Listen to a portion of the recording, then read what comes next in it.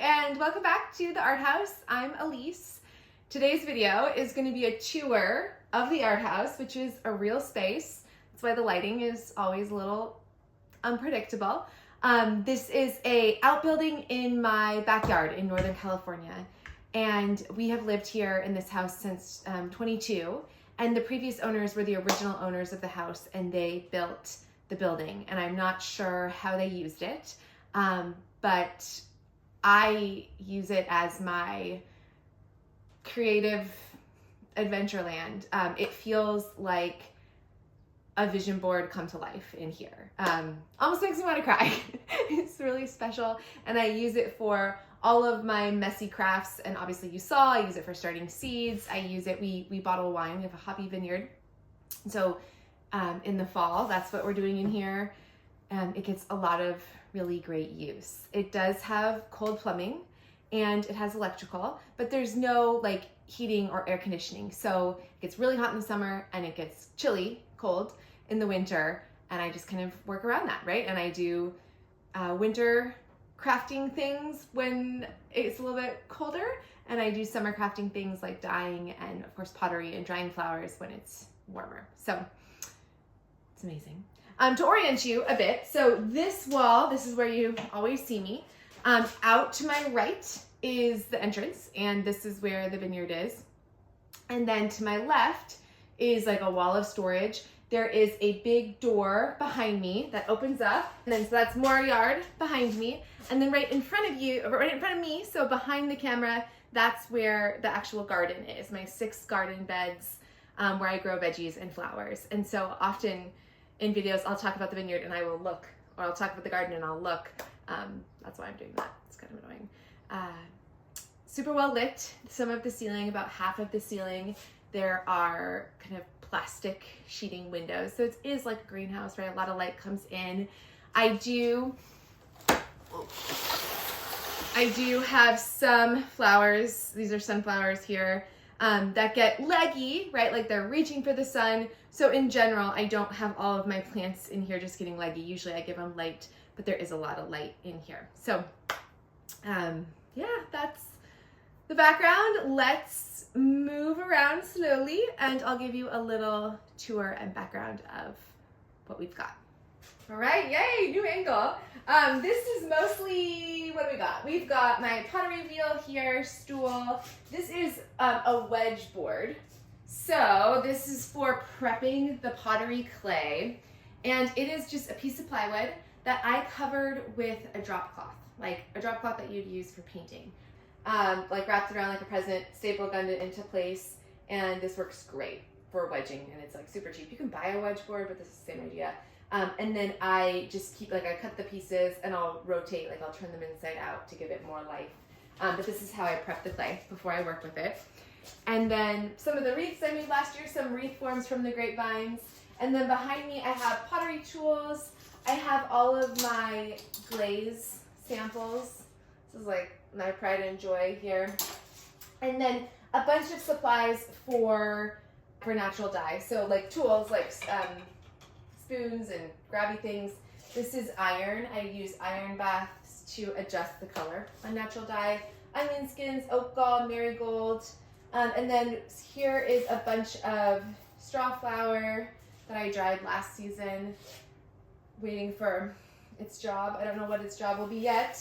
And then these are my pottery, or my clay remains. When you throw, you end up with a lot of excess, right? Sometimes from trimming, sometimes from things just don't work out, like the water. And so I'm saving it in the 3 different colors. This one is like ready to go. This is the white.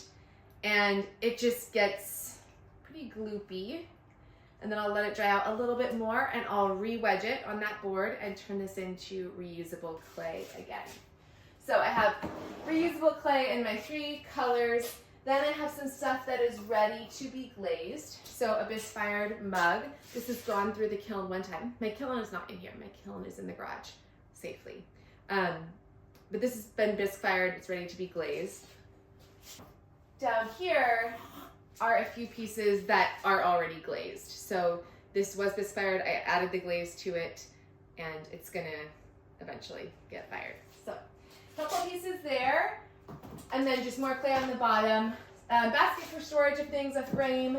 I have an easel with some oil paints that I'm not currently using, but they will be used again. And then hanging up, there's it's like a towel ladder, but I use it for drying some of my natural fabric pieces after they've been washed. In the corner, I have a bulletin board that was a new addition to the art house. I found that I needed a place to put things, write things down. So that's that there. All right, this wall is opposite of the pottery wheel wall, right? So this is the entrance, this is how you get in. And then the literal number one thing that I added during this big cleaning that I did to prep for this video was add a clock. It's a $6 clock from Target. I lose track of time out here, which is absolutely the highest praise that I can give to any activity. My goal is to lose track of time. And often I'm dirty. I've got the pottery, I have my watches off because I'm throwing or I'm messing around with something. My phone is not accessible, another good thing. And so being able to look up at the clock and see the time, whew, major gift. I also added the thermometer because I want to know how warm it is in here. And then this stained glass I got from someone online. I bought it from someone online. I don't know her name, but I love it. Puppies are the theme of my life. And then what else? We have a trash can down below. You can't see that. I have this rolling cart. This is also IKEA. Everything in here is IKEA, basically. And up at the top, I have my flower press papers. So there's chipboard, and then there's a bunch of recycled paper, and then these are cake separators. This is what I use for my flower press. This is all the extra, right? Because you don't want to reuse wet stuff. Here is my flower press stored down below. And right now I have 6 layers of flowers, whew, dusty, that are currently pressing. Hopefully we'll get more of that. Everything kind of cycles. And then also in here I have some stuff for the garden and growing seeds. So vermiculite, we didn't learn how to pronounce that last time, did we? And then these little plastic clips I'm using on the tomatoes this year to kind of hold them up and into place. Very fun. And then gloves. What else? I have Sluggo here, string, things I kind of need for the garden. I have potting soil in here down below, watering can. Up high there are chargers for the mower and weed whacker. Those are both electric, and so they charge. My dad very kindly cuts the grass for us and weed whacks for us, so it's amazing. And then extra towels. I have another new addition that I got at Goodwill, finally a laundry basket for towels that I can obviously bring this into the house. That's this side. Okay, and then obviously really great to film again in front of a window. But this is opposite of the wall I always film on, right? So we're on the other side. There is a sink here. This was all left, thank goodness. But a plumbed sink, and then we added a slightly different faucet that I can move it around. Pretty windows looking out to the garden. You can see the beds behind me. And then I have some pottery tools, things that needed to dry. And then my bats for throwing pottery are all here. And they can kind of dry in a drying rack, and then the water can run right into the sink. So amazing. The windows do open, they're all screened. I have them closed right now because you can probably hear someone else having some construction work done, but there is a lot of good airflow when I open up everything in here. Okay, so the main work surface that you see always, right, that's always in front of me, are these two, again, IKEA kitchen islands. I think I bought them in 2018. And they're just 2 kitchen islands that are exactly the same. I pushed them back to back. Just we had the tops finished. We sanded them and added that good refinishing oil. I love these. They have 2 shelves below. So on the top shelf, I keep my glazes, and then more straw flowers, of course. And then down in the bottom shelf, there's a box that has frames for in case I decide I'm going to be a painter again. And then my knitting mats, which I use to dry out my knits after they've been washed and now they're being blocked. So couldn't do it without the work surface. I think what's interesting is a lot of the room, a lot of the art house is empty.